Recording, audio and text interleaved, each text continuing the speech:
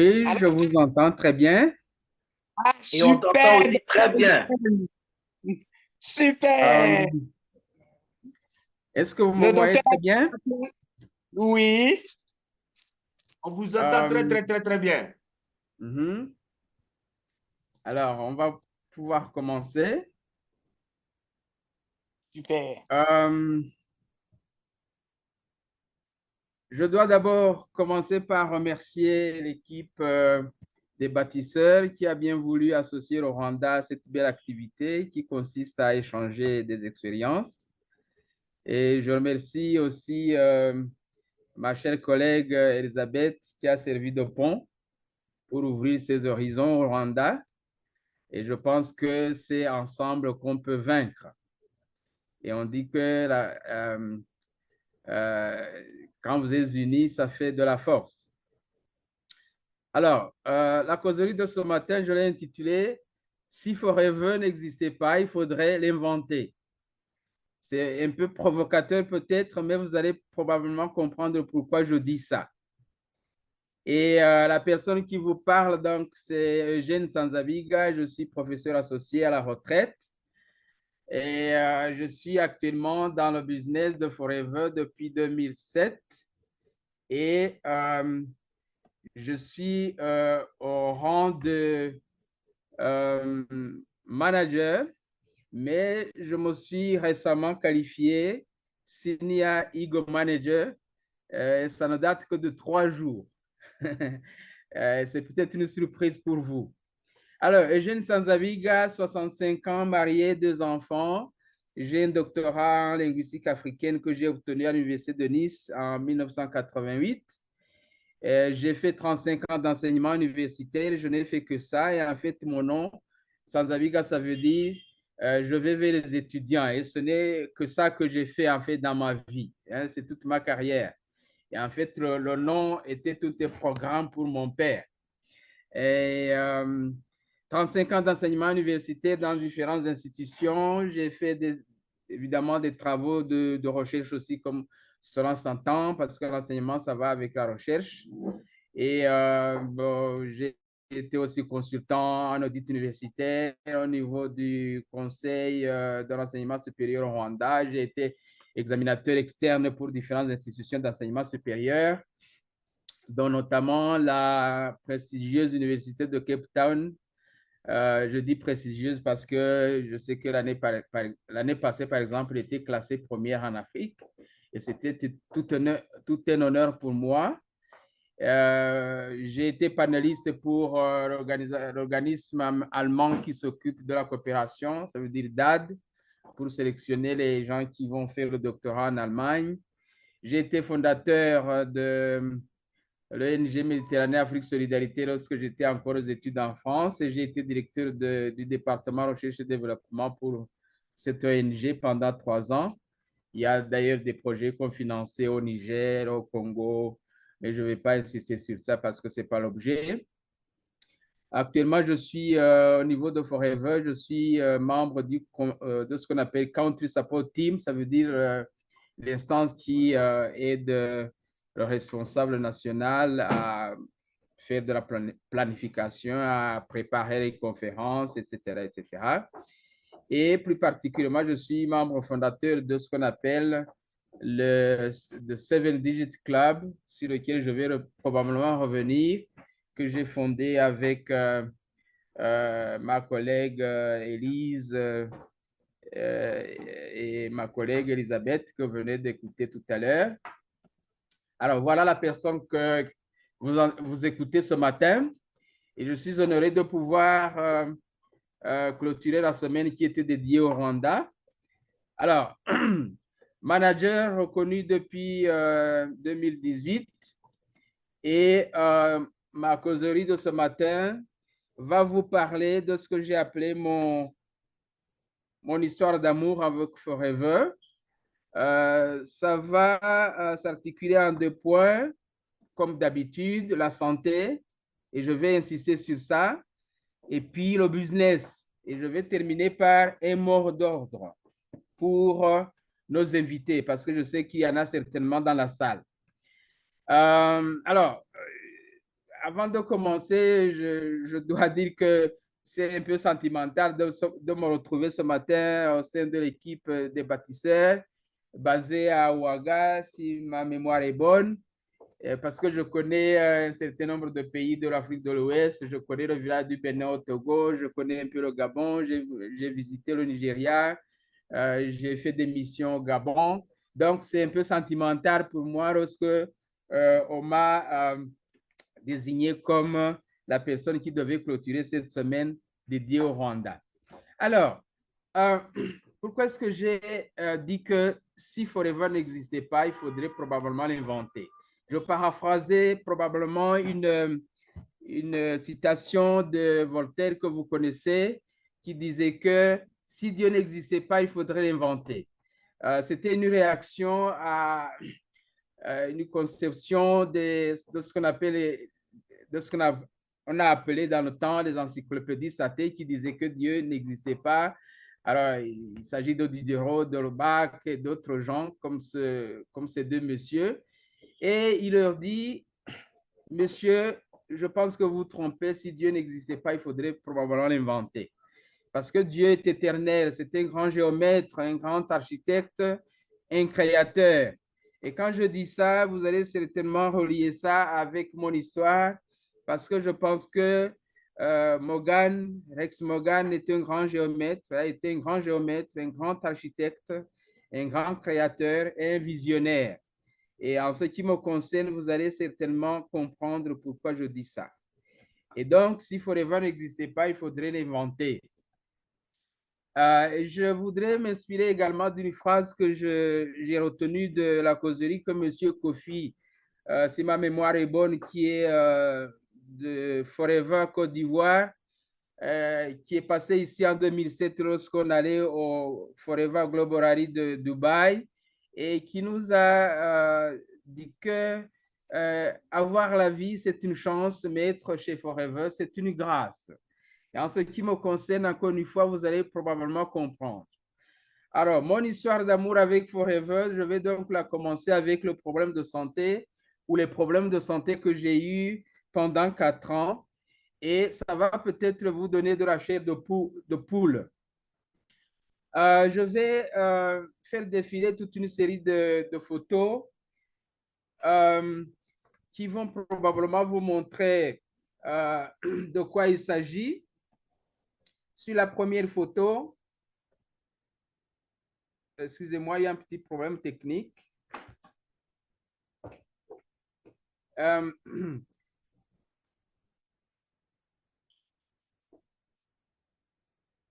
Sur la première photo à gauche, vous avez des jambes avec des bas compressifs.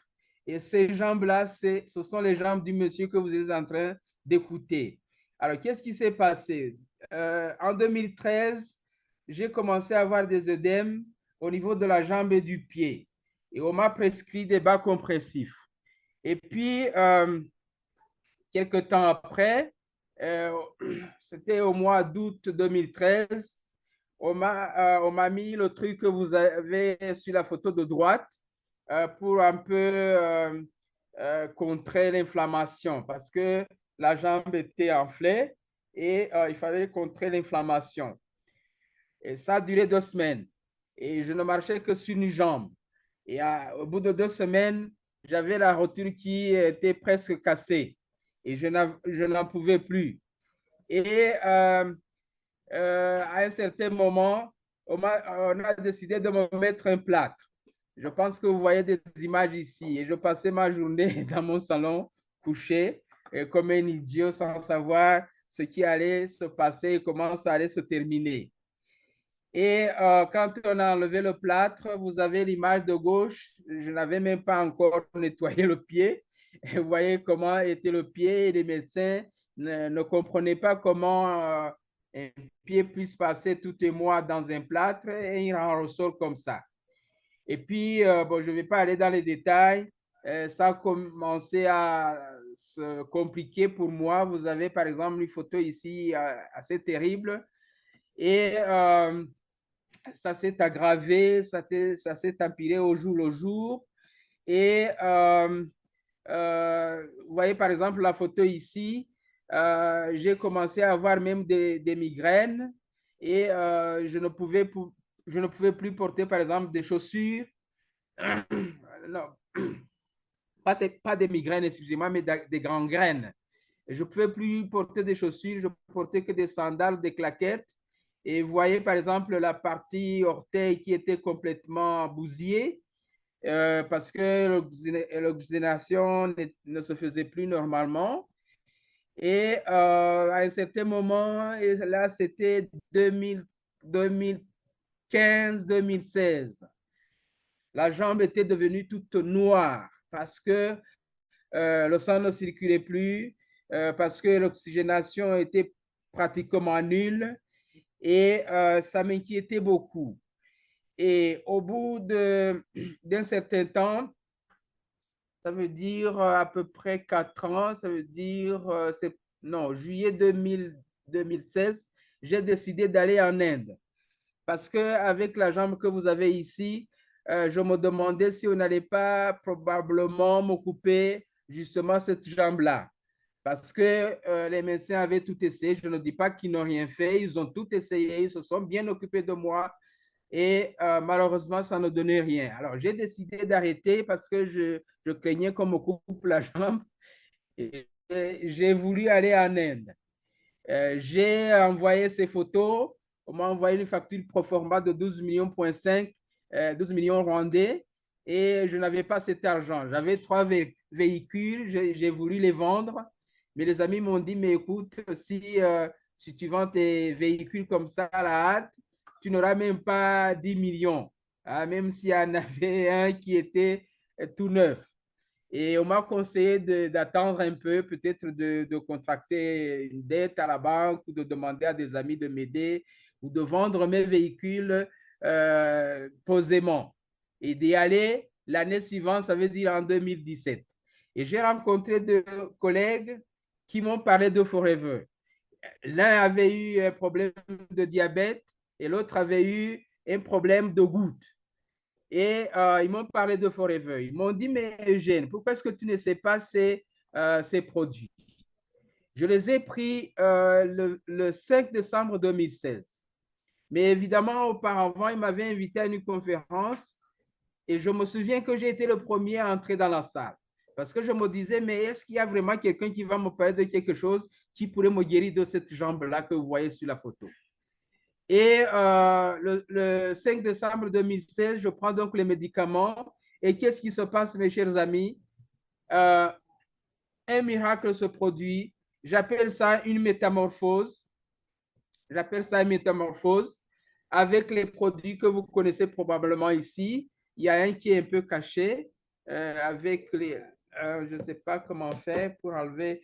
Alors, vous avez l'aloe vera à gauche, vous avez la bêta-kéa qui n'existe plus, évidemment, comme vous le savez. Vous avez l'absorbancy et vous avez le garlic thyme. Alors, j'avais besoin d'antioxydants pour ma jambe. J'avais besoin d'anti-inflammatoires. J'avais besoin d'antibiotiques pour ma jambe. Et j'avais évidemment besoin aussi de quelque chose qui puisse permettre la décontraction musculaire. Alors, j'avais tout ça dans ces produits que vous avez ici. Et c'est pour ça que j'ai dit que à un certain moment, un miracle s'est produit, une métamorphose, une renaissance grâce à Forever, parce que après 3 mois, vous avez la photo ici et moi-même, je n'en croyais pas mes yeux quand je voyais ce pied. Hein, si vous comparez avec ce que vous aviez ici, hein, je n'en croyais plus mes yeux. Alors, une métamorphose, et je pense que ce n'est pas une erreur de dire que c'est une métamorphose parce que c'est bien une métamorphose qui s'est opérée en quelques mois. La photo que je viens de vous montrer, c'était après 3-4 mois. Ça veut dire avril 2017. Et les choses se sont améliorées au fur et à mesure. Vous avez par exemple une très belle photo ici. Et au bout de 23 mois et 3 jours exactement, j'avais l'état, ou j'étais dans l'état que vous avez ici sur la photo. Donc, quand je dis que c'est un miracle, une métamorphose qui s'est opérée, ce n'est pas une exagération du tout. Et je dis que je suis rené grâce à Forever. Et vous pouvez comparer les deux photos ici que j'ai superposées et vous comprendrez pourquoi j'ai dit que si Forever n'existait pas, il faudrait probablement l'inventer. Vous avez par exemple la photo ici sur laquelle je vais revenir peut-être plus tard.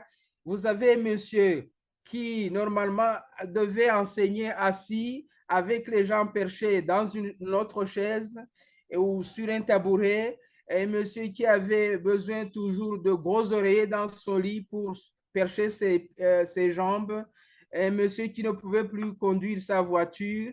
J'en avais d'ailleurs 3 à l'époque. Et monsieur dont on a dit qu'il était décédé à un certain moment, et la rumeur s'est propagée comme une traînée de poudre.